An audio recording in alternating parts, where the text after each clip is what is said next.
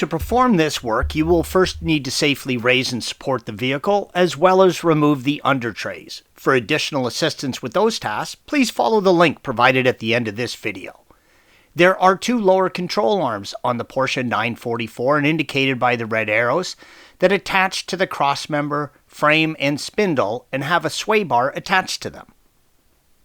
Begin by removing the sway bar from the control arm. The sway bar attaches to both the control arm, red arrow, and the frame, yellow arrow.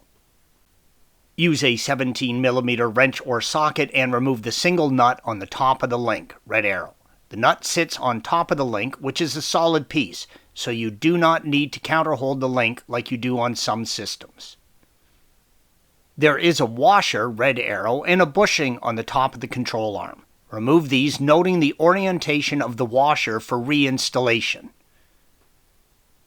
Use a 13mm socket and remove the two nuts on the mounting bolts. There is a good chance you're going to have to counterhold the bolts, yellow arrows, with a 13mm wrench. Remove the bolts and the bracket will slip off.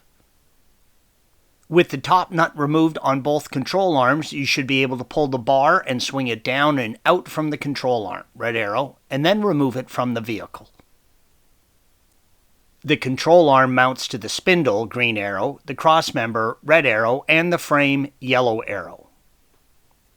There is a single nut and bolt that holds the control arm to the spindle, red arrow.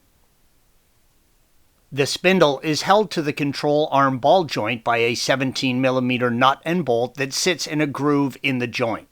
Use two 17mm sockets and remove the nut and bolt, red arrow. Note, this ball joint is shot, yellow arrow. The dust boot has been destroyed and all of the grease has leaked out. Do not let your ball joints get to this stage of disrepair.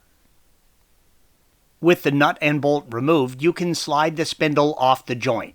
You may need to spread the joint apart and use a little lubricant to get it to let go of the ball joint. There is a groove in the ball joint that the retaining bolt sits in, so you need to remove the bolt, just not loosen the nut. Before removing the rear control arm where it mounts to the frame, make sure to mark the eccentric washer, red arrow, so you can get the alignment close when installing the new arm. You will still need to have the alignment performed on the vehicle, but this will get you close so that you can drive it to the alignment shop without doing damage.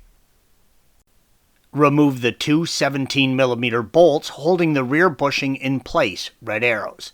Use care. Once these are out of the control arm is free and you do not want it to drop.